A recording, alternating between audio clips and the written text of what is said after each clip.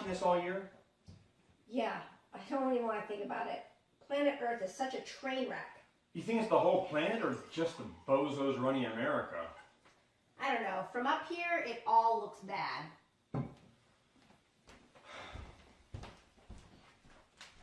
Do you miss her? Planet Earth? Yeah, I miss her. How about America? Yeah, I miss her too. But we had a choice to make after the election. Move to Canada or move to the moon. And I think we made the right choice at the time. I know. It's been hard. But do you really think about going back? Well, yes. Sometimes I think about it. Nico, what do you think? I think you guys are crazy. Why would we go back? The moon is so awesome. Yeah, Papa. You're just saying that because you miss soccer. You really need to get some other hobbies. Cora, what do you think? I think it's cute that you miss Earth, but you've got to move on. The moon is our present. It's our future. I just don't want to live in the past. Don't you miss the ocean, the mountains, trees? Don't you miss hanging out with friends? Please. I have more friends now than I ever had on Earth. Yeah, I have like 50 million followers on my YouTube channel. I think I have enough friends. And Nico, do your friends even know that you left? I mean, they know that I'm homeschooled now, but we hang out every day playing Fortnite. So I guess they don't really know that I left planet Earth. I should tell them. Don't you miss hanging out in person, though? At each other's houses or going to the movies? You mean like a play date? We're not 4 years old.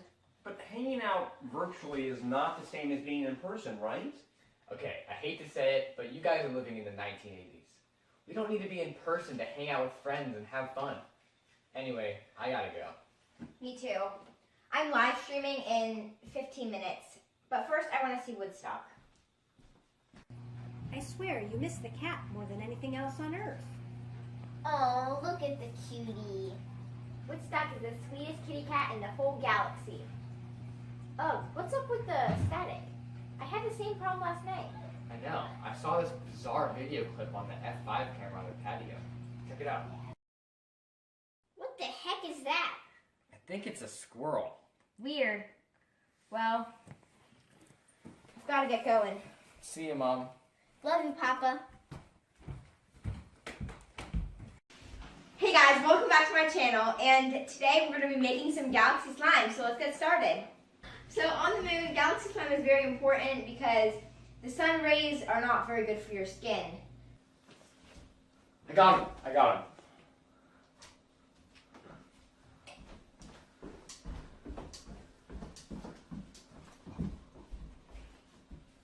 One of the coolest things about living on the moon is exploring the lunar landscape.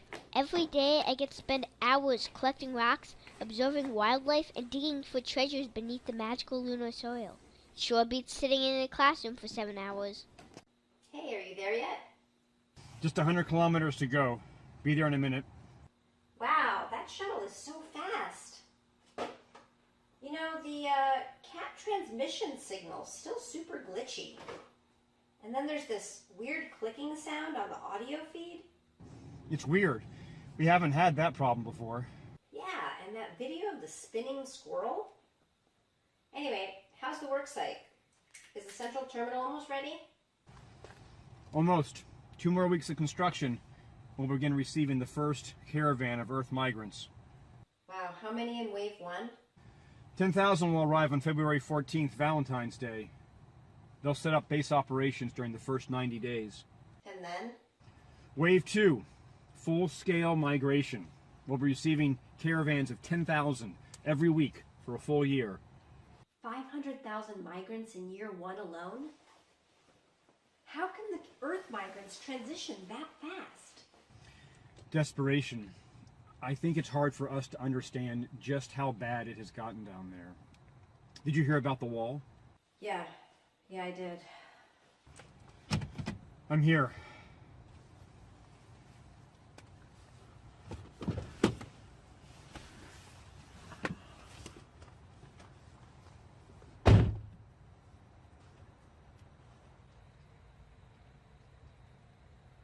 Well, how does it look? Oh, Stell, it's beautiful. It's a city on the moon. We left Earth on January 20th, 2017, Inauguration Day. Liftoff was terrifying. Week 1 on the moon was a near disaster.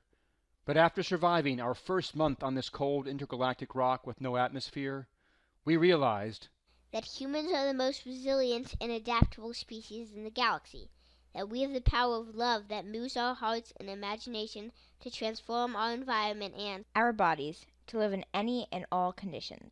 After 6 months of thriving and communing with our growing colony of Earth expatriates, we began construction on the lunar city.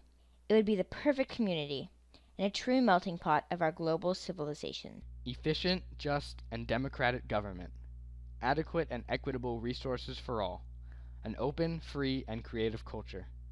A society constrained by the physical limitations of the moon's inhospitable surface, but made limitless by the human spirit of ingenuity and compassion. A new and better world for the enlightened and compassionate few that reject the human tendency towards hate, greed, and privileged judgment. Lunar City would be the perfect society in an imperfect galaxy. The DIY videos are silly and fun, but most of my work is directed toward the Earth migrants. Through my video tutorials, I am preparing the migrants to use the essential tools for survival on the moon, like how to activate gravity belts and how to safely change their air filters on their personal oxygenation units. I guess I'm just worried that the migrants will not be ready to use all of the tools needed for survival on the moon.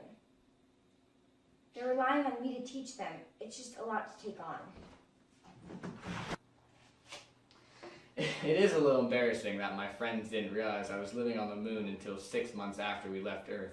But hey, we spent most of our time playing virtually anyway, so it really wasn't a big change. But it's not just fun and games.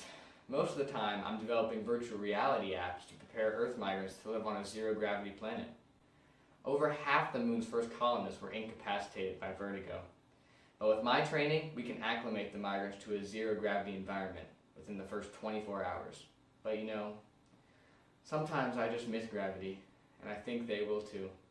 I love exploring the moon. It's so much more than just a cold rock in the sky. But since we started planning for the mass Earth migration, most of my time is spent planning lunar mining operations. Valuable minerals and magic moon dust will be the most significant part of the lunar economy. It's stressful. I feel like the entire economy rests on my shoulders. One of the most gratifying advancements of the lunar city is our universal healthcare system. We have made tremendous strides in the efficiencies and capabilities of healthcare technology, but most importantly, through meditation and intravenous injection of moon dust, we have made fundamental shifts in how humans process the experience of illness, wellness, birth, and death. Yes, there will still be some illness and physical pain on the moon, but the emotional and psychological conditions that humans attach to disease and injury will be all but eliminated. The sad exception to this is childbirth. You see, fetuses are suspended in the womb, and we haven't figured out how to attach gravity belts to them so that they can generate the force necessary to exit the birth canal. We can have healthy moms and healthy babies on the moon, but the sad reality is that all birth will be facilitated through cesarean section. And that's the plan for day 1 of the migration. I think we all know our roles and responsibilities. Any questions? Not a question, but a comment. I am just so proud of all of you. This is a daunting undertaking. Can 1 million people live on the moon? Can they find personal fulfillment and happiness on this cold rock? I know we've all had our doubts and concerns, but I know the answer is yes, we can. Great. Well, let's get some sleep. Tomorrow's arrival day.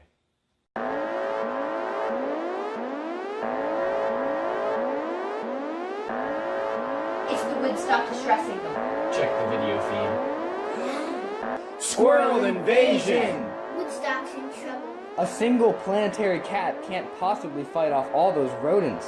It's just a matter of time before they eat all his food and chew through the the transmission cables. You've got to go back to Earth and save him. Right. Prepare for departure in T-minus 60 minutes. But what about all the plans for the lunar migration? Arrival day is tomorrow. Well, we will just have to call it off. Kind of a relief, actually. Yeah, and wouldn't it be easier to fix the people on Earth rather than transporting them to the moon? You're right. And tomorrow's Valentine's Day. Not a bad time to start. Besides, it's still the best place to live in the universe. You gotta love the Earth. Fly me to the moon. Let me play among the stars. Let me see what spring is like on Jupiter and Mars. In other words,